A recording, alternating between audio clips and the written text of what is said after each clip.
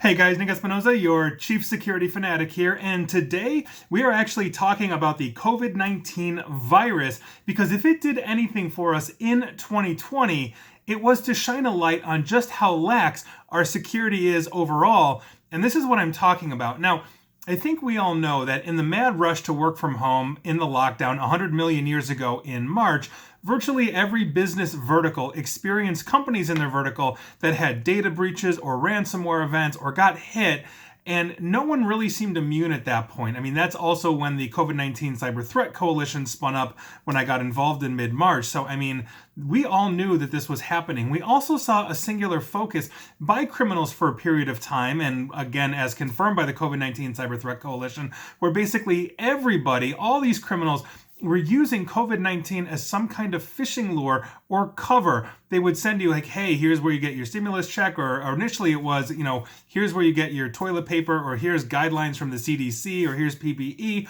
or whatever that is. Every criminal seemed like they were using that to basically get you infected. But if cybersecurity in 2020 had a watershed moment, it was the healthcare industry. And let me explain here, because obviously, as they were working to keep us alive and healthy, and obviously create a vaccine, which we are now going through, it was basically the frontline IT and cybersecurity personnel that helped to ensure that everybody kept online and kept working in the healthcare industry. But we also saw gaps in the defensive strategies creep through. And that's a huge problem, and that's the focus of this video and podcast today. We are going to be talking about supply chains, focusing on healthcare supply chains. Now, supply chains are oftentimes vast and complex. I don't care what vertical you're in, but during a pandemic, they're just beyond critical. Now, think about this. Think about everything that goes into making a hospital function that is in their supply chain. They have a third-party billing company that houses insurance, your insurance information as well as personal health information. They were under attack and getting hit. I reported on multiple of those when breaches of the week. Think about the suppliers that a hospital has, everything from PPE to just the regular scrubs that doctors and nurses wear, to ventilators, to surgical gear, to even like the coffee for a break room, saw disruptions through criminal hacking. Multiple pharmaceutical corporations were all racing to find a vaccine, were also targeted by state-sponsored hackers as well. We saw multiple attempts to break into the Pfizers of the world, and that obviously was a huge problem. Other aspects of healthcare were hit too. So, for example, look at the massive Blackbaud data breach, and I promise you, Blackbaud is thrilled in their own selfish way about the SolarWinds breach, because until that disaster happened, they were the worst breach of 2020, and I will be recapping that for you around the end of the year, which we're in right now.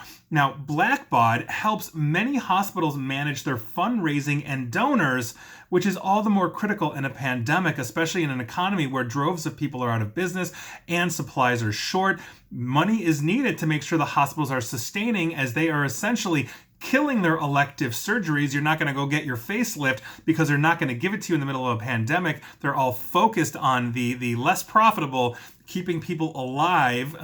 So for those people that said, oh, well, this pandemic is just so hospitals can make money, it is the complete opposite. They want the facelifts of the world. That's where the money's at. Now, beyond basically that, we also saw multiple trucking and trucking logistics companies hit. I literally just reported on one a couple of days ago for last week's breaches of the week. They're the ones that are actually transporting all of the PPE and other equipment that hospitals need from their suppliers, and on and on and on. So think about this. Everything from billing to fundraising to PPE to coffee for the break room to scrubs to ventilators to surgical gear to pharmaceutical corporations that will eventually have to ship everything on a truck or an airplane.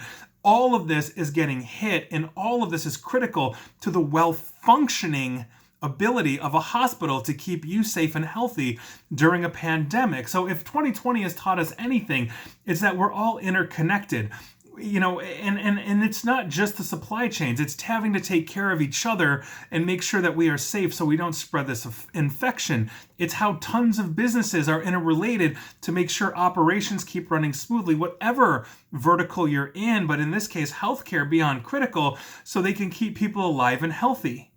And so by virtue of that, I'm officially declaring 2021 as the year of supply chain security. As we emerge from the coronavirus, as we all start to get that herd immunity thanks to the vaccines that we're going to be getting that will mitigate the spread of this, we need to start looking back and having that improvement plan in our cyber defense strategies that say, where did we fall down? How can we get assurances from our supply chain or work with those members of our supply chain to ensure that they keep smoothly bringing us everything that we need?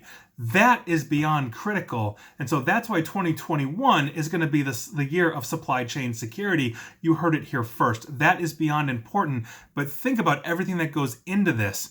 If we learned anything in 2020, it's that we need to step up our cybersecurity game. And if you have a business and you are running cybersecurity very fast and loose, meaning you are not investing in it, you are literally killing the shield that is protecting the operation of your business when everybody is remote or everybody's in the office or you've got a hybrid of something else.